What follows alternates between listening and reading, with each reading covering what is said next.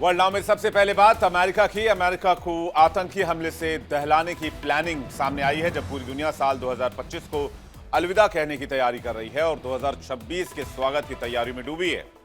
ठीक उसी वक्त अमेरिका के लॉस एंजल्स में एक खौफनाक साजिश रची जा रही थी। आतिशबाजियों की गूंज के बीच बम धमाकों की आवाज सुनाने की तैयारी, यानी कि एक आतंकी हमले की तैयारी। खुशियों के माहौल को मातम और चीख पुकार में बदलने का पूरा ब्लूप्रिंट तैयार कर लिया गया था। जैसे ऑस्ट्रेलिया के सिडनी में बॉन्डाई बीच पर हुआ, वैसे ही बड़ी घटना को अंजाम देने का इरादा अमेरिका में भी किया जा रहा था। अमेरिका में 9/11 के बाद बड़े आतंकी हमले की तैयारी हो रही थी, लेकिन अमेरिकी खुफिया एजेंसी और FBI के मुस्तैदी और सटीक नेटवर्क ने वक्त रहते इस प्लान पर पानी फेर दिया और इनको धर दबोचा। अमेरिका की अटॉर्नी जनरल पाम बॉन्डी ने बड़ा खुलासा किया है। बताया है कि FBI ने लॉस एंजल्स में न्यू ईयर्स ईव पर बम धमाका करने की साजिश को नाकाम किया है। इस सिलसिले में 4 लोगों को गिरफ्तार किया गया है। ये चारों लॉस एंजल्स में तबाही मचाने के लिए पूरी तरह से तैयार थे। अटॉर्नी जनरल बॉन्डाई के मुताबिक अमेरिका को दहलाने की साजिश पूरी तरीके से फेल हो गई है। इस ऑपरेशन का नाम मिडनाइट सन रखा गया था। कैलिफोर्निया में 5 जगहों पर बम धमाके की साजिश की गई थी। आतंकियों के निशाने पर आम भीड़ भाड़ वाली जगहें थी, जैसे कि इजराइल में अटैक हुआ था, जैसा कि पहलगाम में अटैक हुआ था, जैसे बॉन्डाई बीच पर अटैक हुआ था। ठीक इसी तर्ज पर खासकर अमेरिकी सरकारी एजेंसियों को टारगेट करने की फिराक में थे। गिरफ्तार संदिग्धों का मकसद इमिग्रेंट्स एजेंट्स की गाड़ियों को उड़ाना था। यह हमला जान लेने के लिए नहीं, बल्कि बड़ा संदेश देने के लिए प्लान किया गया था। इमिग्रेशन एजेंट्स को निशाना बनाने का मतलब है कि यह साजिश कहीं ना कहीं अमेरिका की आव्रजन नीतियों से प्रेरित है। नए साल की 12 बजे 2 अमेरिकी कंपनियों को निशाना बनाने का प्लान किया गया था। यह घटना दक्षिण कैलिफोर्निया के लॉस एंजल्स और आसपास के इलाकों में होनी थी। हालांकि FBI अभी इस एंगल पर गहराई से जांच कर रही है कि क्या यह कोई डोमेस्टिक टेररिज्म का मामला है या इस संगठन के तार विदेशों से भी जुड़े हुए हैं। अमेरिकी अटॉर्नी जनरल पैम बॉन्डाई और FBI डायरेक्टर काश पटेल ने इसे मैसिव और हॉरिफिक आतंकी साजिश बताया है और कहा है कि FBI की समय पर कार्रवाई से कई जानें बचा ली गई हैं। आतंकवादियों ने IED के परीक्षण विस्फोट भी किए थे और 12 दिसंबर को सुदूर मोजावे रेगिस्तान का दौरा किया था। यह मोजावे रेगिस्तान की तस्वीर आप देख रहे हैं और अमेरिका ने अपने जो उनके सर्विलांस ड्रोन हैं, MQ-9 रीपर जैसे ड्रोन, उससे इस विजुअल को कैप्चर किया है और इसमें कुछ लोगों का समूह आपको दिखेगा। जो विजुअल यहां पर दिख रहा है उसमें आप देखेंगे कुछ एक्सप्लोजिव ले जाते हुए, कुछ टेस्ट करते हुए लोग इसमें नजर आएंगे। ये जानकारी अमेरिकी खुफिया एजेंसी की तरफ से दी गई है। और ये जो इलाका देख रहे हैं, ये मोजेव रेगिस्तान का इलाका है, जहां एक कार लगी हुई है, कुछ सामान बिखरे पड़े हैं, कुछ चीजों को ढक कर रखा गया है और यहां पर एक्सप्लोजिव बनाया जा रहा है और उसको टेस्ट किया जा रहा है। यह जानकारी अमेरिकी खुफिया एजेंसी की तरफ से दी गई। मोजेव रेगिस्तान में बम बनाने की सामग्री, जरा फुल स्क्रीन तस्वीर आपको दिखाते हैं। जांच और परीक्षण भी यहां पर की गई, इसका फुटेज FBI ने सामने रखा है। इसने बम बनाने की सामग्री, रसायन और योजना भी दस्तावेज बरामद हुए हैं। जांच में PVC पाइप, केमिकल जैसे potassium nitrate, sulphur powder, fuse सामग्री और दूसरी चीजें भी बरामद हुई हैं जो इसमें इस्तेमाल की गई थी, जो IED बनाने के लिए अमूमन यूज की जाती हैं। 8 पन्नों में बम हमले की प्लानिंग की गई थी, जिसका पर्दाफाश हो गया है और एक बड़ी साजिश को नाकाम कर दिया गया है। इस हमले को प्लान करने वाले संदिग्धों को पिछले हफ्ते लॉस एंजल्स के पूर्व में स्थित रेगिस्तानी शहर लूसर्न वैली से गिरफ्तार किया गया। FBI के मुताबिक आरोपी far left, pro Palestine, anti government और एंटी कैपिटलिस्ट विचारधारा से जुड़े हुए हैं। अब जो आरोपी गिरफ्तार हुए हैं उनके बारे में भी डिटेल्स जान लेते हैं। ये जो लोग इस मामले में गिरफ्तार किए गए हैं, पहला नाम है आंड्रे इलिन कैरोल, कस्टडी में है, पूछताछ की जा रही है। साजिश के तार इनसे जुड़े हुए हैं। जाचरी एरन पेज, ये भी गिरफ्तार हुए हैं, इनकी भी जांच की जा रही है, पूछताछ की जा रही है। टीना लाई, ये भी इन कस्टडी है, पूछताछ की जा रही है।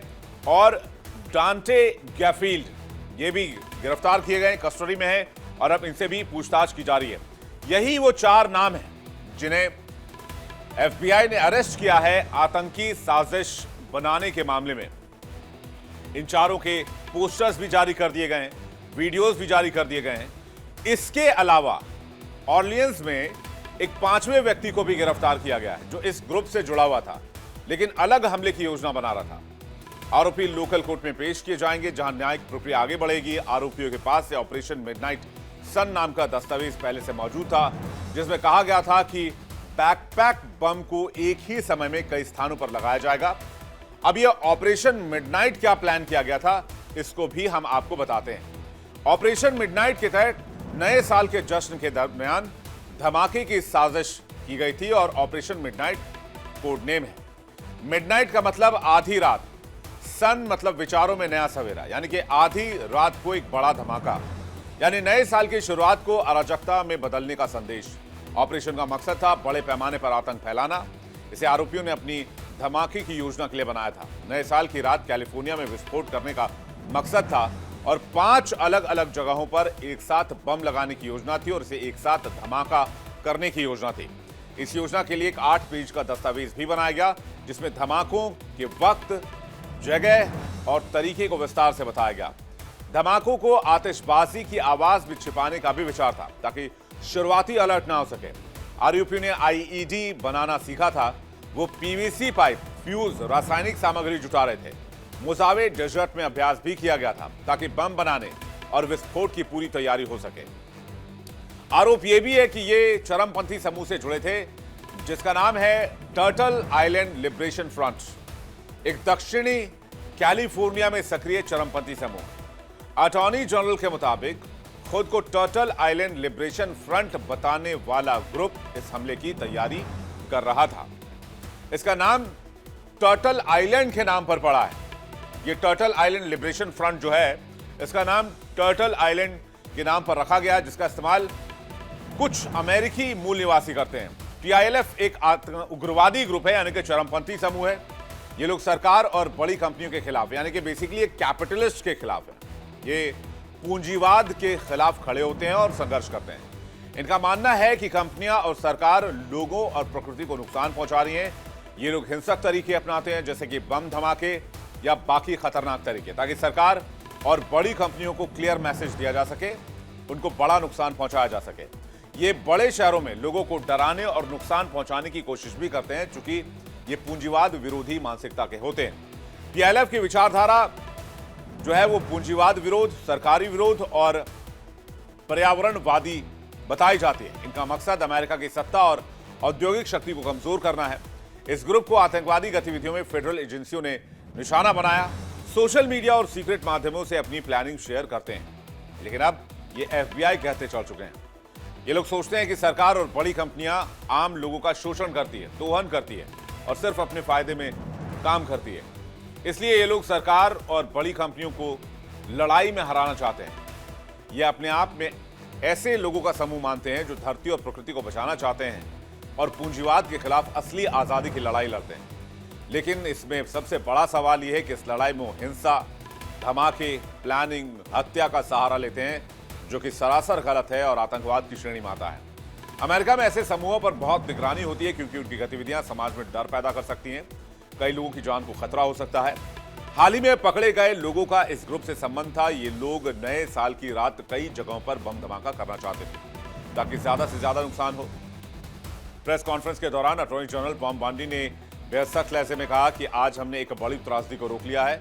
जो लोग ये सोचते हैं कि हमारे कानून प्रवर्तन अधिकारों को निशाना बनाकर हमें डरा सकते हैं, वो गलतफहमी के शिकार हैं। हम अपने देश और अपने अधिकारियों की सुरक्षा के लिए किसी भी हद तक जाएंगे। उन्होंने एफबीआई और स्थानीय पुलिस की तारीफ करते हुए कहा कि अगर आज ये गिरफ्तारी नहीं होती तो लॉस एंजल्स में नए साल की सुबह का मंजर बेहद भयावह हो सकता था। इमिग्रेशन एजेंट्स को टारगेट करने की योजना दर्शाती है कि अपराधी अमेरिकी सिस्टम पर सीधा हमला करना चाहते थे। लेकिन सवाल यह है कि ये एजेंसीज के हत्थे कैसे चढ़े, ये एफबीआई की नजर में कैसे आए, इनका प्लान लीक कैसे हो गया और एफबीआई ने इन पर शिकंजा कैसे कस दिया। ये गिरफ्तारी दरअसल रातों रात नहीं हुई है। एफबीआई और होमलैंड सिक्योरिटी के एजेंट्स इस पर कई दिनों से काम कर रहे थे। पिछले कुछ हफ्तों से इन संदिग्धों की हर हरकत पर नजर रखी जा रही थी। संदिग्धों को लगा था कि खुफिया तरीके से प्लान बना रहे हैं, बम बनाने और हमले की योजना बनाने में सफल हो रहे हैं। लेकिन बातचीत और ऑनलाइन गतिविधियों को इंटरसेप्ट किया जा रहा था। एफबीआई को इलेक्ट्रॉनिक सर्विलांस के जरिए इनपुट्स मिल रहे थे। लॉस एंजल्स के कुछ इलाकों में कोऑर्डिनेटेड अटैक की बात चल रही थी, जिसे इंटरसेप्ट कर लिया गया था। उसी ग्रुप से ही कम्युनिकेशन की गलती ने एफबीआई को लीड दे दी। एजेंसियों को पता चला कि हमले की तारीख न्यू ईयर ईव तय की गई है। उन्होंने तुरंत कार्रवाई का फैसला किया और ऑपरेशन के तहत लॉस एंजल्स के अलग अलग ठिकानों पर छापेमारी की गई, जिसके बाद इन 4 संदिग्धों को गिरफ्तार किया गया। इनके पास से विस्फोटक सामग्री मिली है। इसका विस्तृत ब्यौरा अभी सुरक्षा कारणों से सार्वजनिक नहीं किया गया है, लेकिन अधिकारी बता रहे हैं कि खतरा वास्तविक और गंभीर था। लॉस एंजल्स की एक घटना याद दिलाती है कि त्योहारों और जश्न के मौकों पर आतंकी तत्व सबसे ज्यादा सक्रिय होते हैं, क्योंकि उस समय भीड़ ज्यादा होती है, सुरक्षा बलों का ध्यान बटा हुआ होता है। लेकिन इस बार एफबीआई की इंटेलिजेंस ने आतंकियों को मात दी।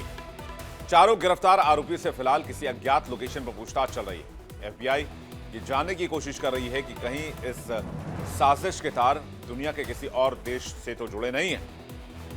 क्या उन्हें हथियार या फंड कहीं और से तो मुहैया नहीं कराए गए थे?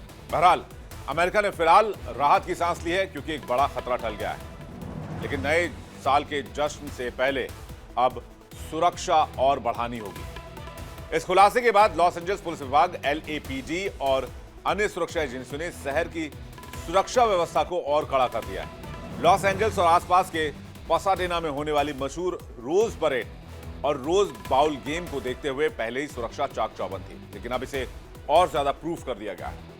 इसके अलावा मेट्रो स्टेशन, शॉपिंग मॉल्स और उन जगहों पर जहां नए साल का जश्न मनाया जाएगा, वहां पर भी सिक्योरिटी बढ़ा दी गई है। वहां डॉग स्क्वाड डिप्लॉय किया गया है और बम निरोधक दस्तों को भी डिप्लॉय किया गया है। ये जो तैयारी हो रही थी वो ट्रंप की इमिग्रेशन पॉलिसी के खिलाफ थी। अमेरिकी राष्ट्रपति ने इमिग्रेशन पॉलिसीज को बहुत ज्यादा सख्त किया है। पिछले कुछ समय से इमिग्रेशन इसलिए अमेरिका में एक बेहद संवेदनशील और राजनीतिक मुद्दा बना हुआ है। बॉर्डर पेट्रोल और इमिग्रेशन एंड कस्टम एनफोर्समेंट के एजेंट्स अक्सर तनावपूर्ण माहौल में काम करते हैं। इस साजिश ने यह चिंता बढ़ा दी है कि क्या अब सरकारी कर्मचारी भी सीधे तौर पर आतंकियों के निशाने पर हैं, क्योंकि हमलावरों के निशाने पर आइस के एजेंट्स ही थे। हमलावरों का निशाना आइस क्यों है, ये भी जानने की जरूरत है, क्योंकि आइस एजेंट्स ही वो लोग हैं जो अवैध प्रवासियों की पहचान करते हैं। कस्टम और सीमा सुरक्षा इनके हाथ होती है। इमिग्रेशन कानून लागू करने में इनका जिम्मा बहुत इंपॉर्टेंट होता है। ये इसके बाद संदिग्धों की गिरफ्तारी करते हैं, डिपोर्टेशन प्रक्रिया को पूरा करते हैं और अवैध प्रवासियों को अमेरिका से बाहर भेजते हैं, फर्जी दस्तावेजों पर कार्रवाई करते हैं, मानव तस्करी रोकते हैं और ड्रग्स वेपन नेटवर्क को तोड़ने का काम करते हैं।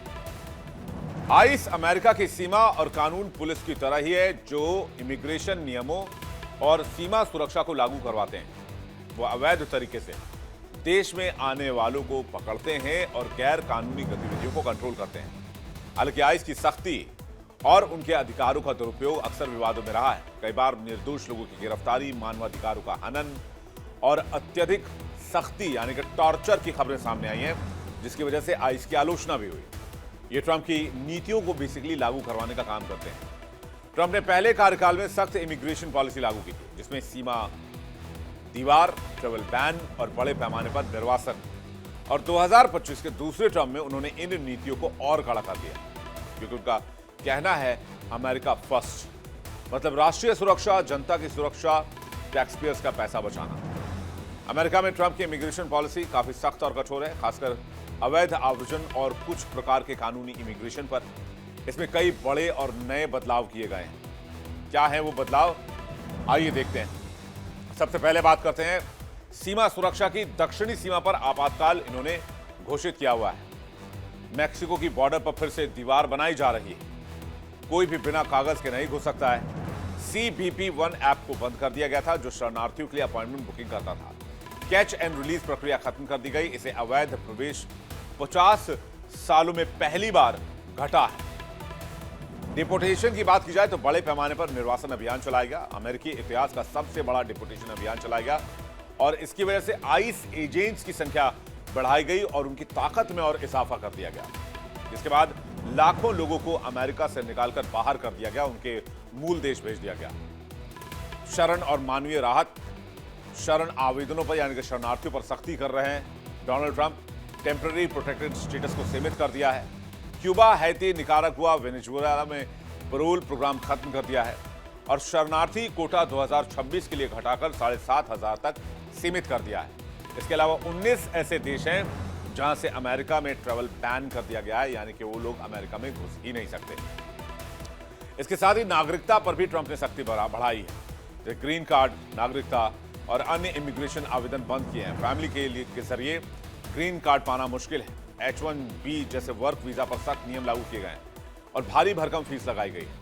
अमेरिका में पैदा होने वाले बच्चों को भी अमेरिकी नागरिकता नहीं मिलेगी, ये भी साफ कर दिया है। गैर स्थायी निवासी माता पिता के बच्चों को नागरिकता खत्म करने की कोशिश है। ट्रंप प्रशासन ने नया प्रोग्राम शुरू किया है जिसे गोल्ड कार्ड कहा जाता है। अगर कोई बहुत पैसा निवेश करेगा तो ही वो अमेरिका में रहने का हक पा सकता है। इसके अलावा वीजा बैन संबंधी कुछ नियम भी लागू किए हैं। कुछ विकासशील देशों से प्रवेश निलंबित, आतंकवाद और राष्ट्रीय सुरक्षा के नाम पर बैन लगाया गया है। रिवर्स माइग्रेशन करने की योजना है। कानूनी तरीके से भी आना पहले से बहुत मुश्किल हो गया है। ट्रंप की इमिग्रेशन पॉलिसी का मकसद था अमेरिका की सीमाओं को सुरक्षित करना, अवैध आव्रजन को रोकना और अमेरिकी नागरिकों के हितों को प्राथमिकता देना। लेकिन ये पहले से पॉलिसी अब बहुत ज्यादा स्ट्रांग कर दी गई है। मानवाधिकार समूहों, शरणार्थियों और विदेशियों के लिए कड़ी कर दी गई और अब इसकी प्रतिक्रिया देखने को मिल रही है। अब अमेरिका में अमेरिका के लोग ही वहां के सरकार के खिलाफ आतंकी साजिश की प्लानिंग कर रहे हैं। यह घटना अमेरिका के लिए वेकअप कॉल है। अमेरिका को चेतना होगा अगर वो ऐसी गतिविधियों को रोकना चाहते हैं। और ये खतरे की घंटी दुनिया के सुपर पावर कहे जाने के लिए अमेरिका के लिए